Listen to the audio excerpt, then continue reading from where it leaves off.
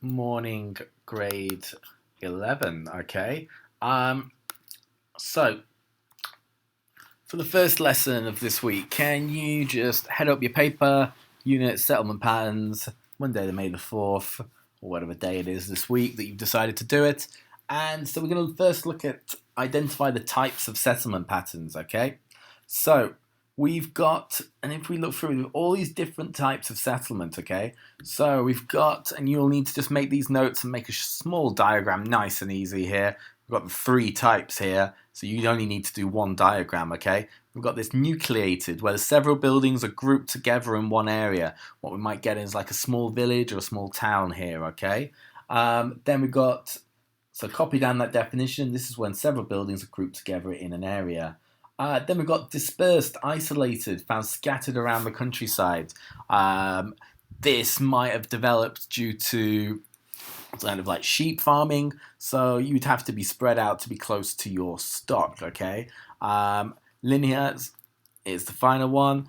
It is a stronger out along a river, sometimes said to be a settlement found along the main route of communication. So this might have just developed over, so there's a main road here, so we've just not much either side. So we've got the farms at either side, but then we developed and put our houses opposite each other in this small area.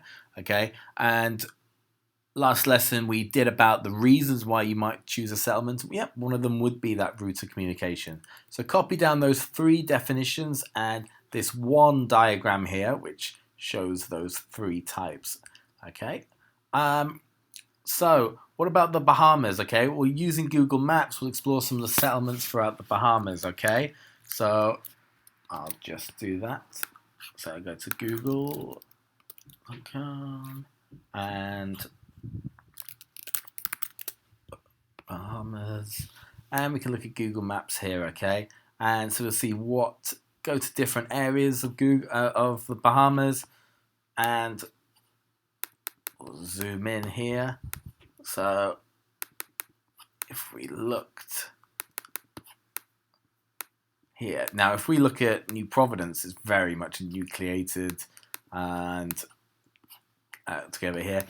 Bit further difference, the further west we go here, okay, more linear. But then if we go to other islands, okay, so I'll let you play around with this. Go to other islands around. Which one should we go for? Let's have a look.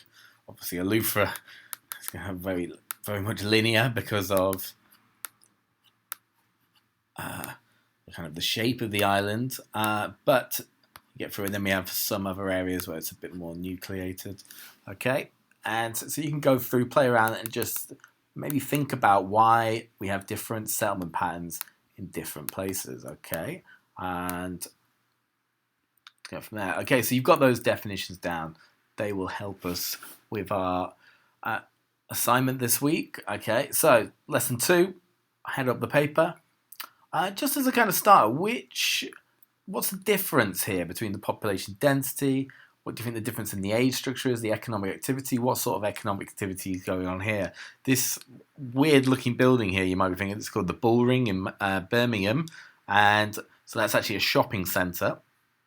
Then we've got all those activities around here. Here, we can probably get sort of more of an agricultural, so farming in this area. Okay. So we got this idea.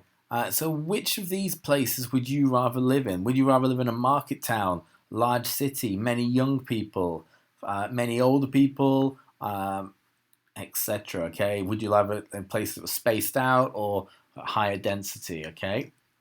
And we can just look through this idea between an urban area and a rural area. So you can copy out that table.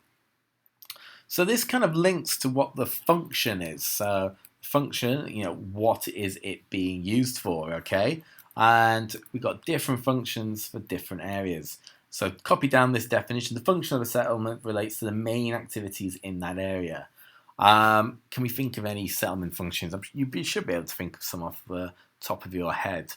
Okay, so maybe we've got business, tourism, mining, fishing, cultural centres, administrative, okay? So example, administrative, maybe a capital city that's like a Brasilia in Brazil, which is generally just an area for the government functions to be. Okay, I've gone the wrong way there. Functions, yep, they're not static. They change over time. Old coastal areas in the UK used to be defensive, and now they're often used for tourism. Okay, old industrial areas now becoming areas for like housing or office space now. Okay, so the function have had to change in many areas as the years have gone by. So using those ideas of settlement patterns and functions, made those notes. New Wider World, page 54, question 2. Okay, use page 36 and 37 to help you. Okay, page 36 for 7 is pretty much what we've just gone over in this PowerPoint. Okay, New Wider World, that is. Okay, for the last lesson, we'll look at settlement hierarchies. Now, this book here, don't worry if you haven't got it, because you should have this, for grade 12. Now, obviously, if you haven't got it, don't worry. I will upload pictures of it when we get to use it. Next lesson, we'll be using that, okay? Not this week, so next week we'll be using that. But I will upload pictures of it so that you can use that from home, okay? So, yep, head up your paper. What is settlement hierarchy? Now, you would have heard about hierarchy before, but let's see how it links to hierarchy. The arrangement of settlements in order of their importance. Isolated farms and hamlets at the bottom, with large capital cities at the top, okay? So copy down that definition. So we've got an example of this hierarchy here. So isolated farms, a hamlet, and then a village, building all the way up to these kind of primate cities or capital cities, okay? 3 main factors which determine its ranking. Can you think of what these 3 factors are? Yep, population size, the number of people, range and number of services, and the sphere of influence. And we'll come back to this in a second, this idea of a sphere of influence. Let's copy down these 2 terms you might have not heard before. Very small settlement without a church, conurbation, extended urban area, several towns merging with the suburbs of a central city. So London would be a really good example where there are many cities and areas that have come together, okay? And it becomes this kind of greater London. Factors affecting, yep, so copy down these definitions. Population size, you know that. Range of services.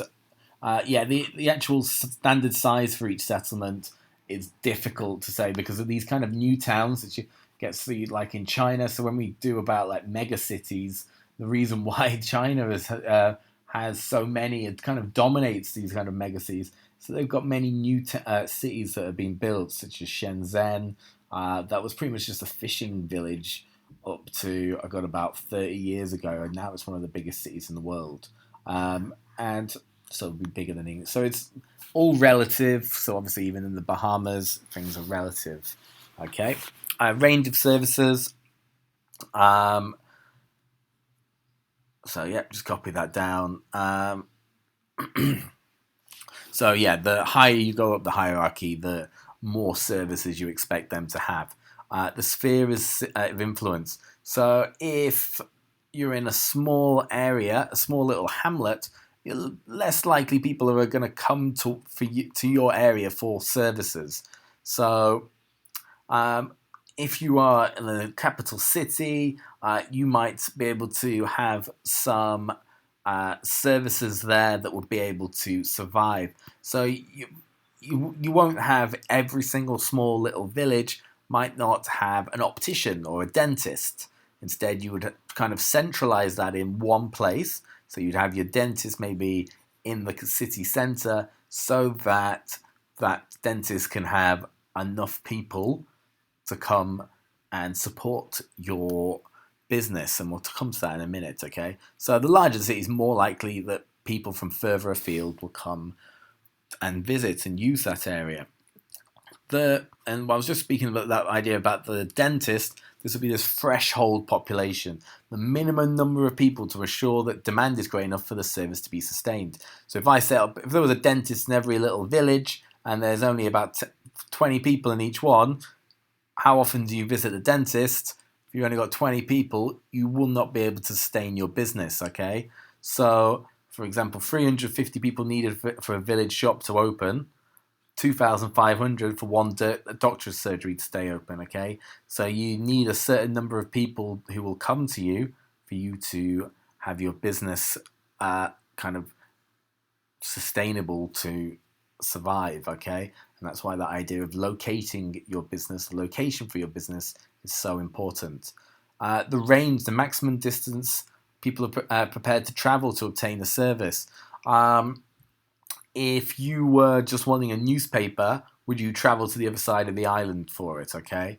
But for certain services or certain quality, you might travel a bit further, okay? So people might even travel, if they were trying to go shopping, travel all the way to Miami from the Bahamas, okay? But for other products, you wouldn't go so far, okay? Maybe, for example, the cinema, you would travel further to go to the cinema, okay, than maybe you would do just if you wanted to play a bit of basketball, you'd probably go to a local court rather than a further one further away, okay? Sphere of influence, so that idea that villages will have a smaller sphere of influence, towns will have a larger one, cities, very large sphere of influence, and that diagram you can find in your new wider textbook. This changes, and I've just gave that example of Shenzhen. Fishing village not many people lived there, wasn't that important. It had Hong Kong right next to it, so most things were attracted to there. However, they can become bigger. Villages and towns close to large cities tend to increase in size, so they become almost like urbanized, suburbanized, as it says here. That idea, well, you can travel further. So if you have your job in the city centre, if there's good transport links, you could live further away, enjoy the benefits of a bit more of a countryside living, and then travel to work. If you're in an isolated area, they actually become smaller often because population leaves. The younger population are going to go where the jobs are, so they might go to the cities. So your assignment, complete worksheet 3.3 settlement hierarchy, questions 1, 2 and 4. Upload to the Plus portal. So if I show you what that question is, if it lets me, and where is it? There we are. So you'll have this worksheet. Think about those terms that we talked about the settlement hierarchy. Go through those questions, write in full sentences. Question 1, 2. Don't worry about number 3. If you want to give it a go, you can do. It's just I know that some people won't be able to print off, so I can't really tell you to.